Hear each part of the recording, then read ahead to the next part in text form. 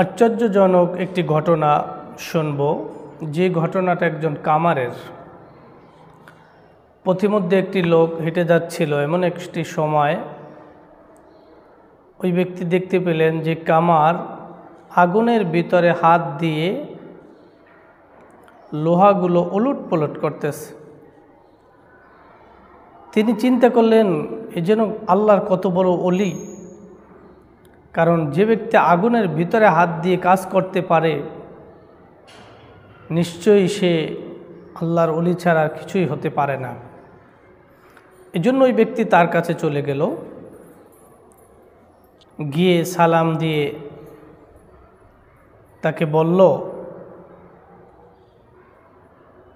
যে, ভাই,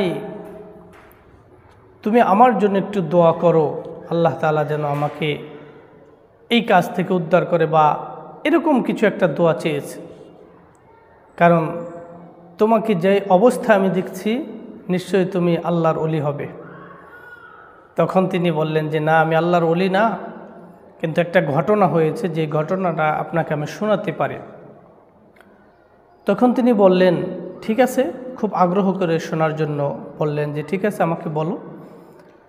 তখন বলল, এক মহিলা তার কাছে এসেছে কিছু খাবারের জন্য, কিন্তু মহিলাকে দেখে তার খুব পছন্দ হয়ে যায়, তার খুব কাছে পেতে ইচ্ছা হয়েছে। এজন্য বলল, ঠিক আছে, তুমি ঘরে চলো, তোমাকে আমি অনেক পরিমাণ খাবার দেব। এ কথা শুনে মহিলা বুঝতে পারল তার যে কুমন্ত্রণা বা তার যে মনের ভিতরে খারাপ ধারণা রয়েছে, এজন্য মহিলা চলে গেল। কিন্তু কিছু দূর যাওয়ার পরে আবার কাঁদতে কাঁদতে মহিলা আসলো। আসার পরে মহিলা বলল, আপনার কাছে আমি বাধ্য হয়েছি আসার জন্য, আমাকে বাধ্য করেছে, কারণ আমার খাবারটা খুব প্রয়োজন। তখন তারা ঘরে চলে গেল। ঘরে যাওয়ার পরে মহিলা শুধু ছটফট ছটফট করে লাফাতে ছিল, যেমনিভাবে পানির ভিতরে অনেক বাতাস আসলে নৌকা দোল খাইতে থাকে। তখন ওই পুরুষটা জিজ্ঞেস করলো কামার যে, কি ব্যাপার, তুমি এরকম কেন লাফাচ্ছ? তখন বলল যে, আল্লাহর ভয়ে, আল্লাহ তো আপনাকে আর আমাকে এই অবস্থায় দেখে ফেলছেন না তো। তখন মহিলা বলল যে, আপনি যদি আমাকে ছেড়ে দেন, তাহলে আল্লাহ তাআলা আপনাকে দুনিয়া এবং আখিরাতে আযাব থেকে আল্লাহ তাআলা হেফাজত করবেন। তখন তার ভিতরে কম্পন শুরু হলো এবং তিনি তাকে ছেড়ে দিল। ছেড়ে দেওয়ার পরে তিনি বেহুশ হয়ে গেল। বেহুশ হওয়ার পরে স্বপ্নে যোগে দেখে এক সুন্দর রমণী তার কাছে এসেছে। এসে বলল, ওই কামার তাকে জিজ্ঞেস করলো, আপনি কে? তখন সে মহিলা বলল যে, আমি হলাম ওই মেয়ের মা। ওই মেয়ে হলো রসুলের বংশধর। যেই মহিলাকে তুমি তার ইজ্জত নিয়ে চলে যেতে দিয়েছ, তোমার জন্য আমি দোয়া করলাম, আল্লাহ তাআলা দুনিয়ার আগুন এবং জাহান্নামের আগুন আল্লাহ তাআলা তোমাকে যেন মাফ করে দেন।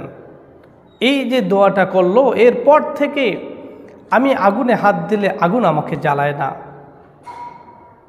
আসলে আমার তেমন কোনো কেরামতি ছিল না, কিন্তু আল্লাহ রাব্বুল আলামিনের কাছে ওই দিন তওবা করেছিলাম। খাস দিলে আল্লাহ, একজন মহিলা আল্লাহর ভয়ে এমন করেছে, আর আমি আল্লাহর নাফরমানি করব, এই যে অনুতপ্ত, লজ্জিত, নিজের সংকোচবোধ, লজ্জাবোধ ভিতরে চলে আসছে, যে খাঁটি তওবা করেছে, আল্লাহ তাআলা তার জীবনের গুনাহগুলোকে মাফ করে দিয়েছেন এবং দুনিয়াতেই তাকে পুরস্কৃত করেছেন। এজন্য আসুন আমরাও আল্লাহর কাছে খাস দিলে তওবা করি, আল্লাহ তাআলাও আমাদেরকে এভাবে পুরস্কৃত করবেন।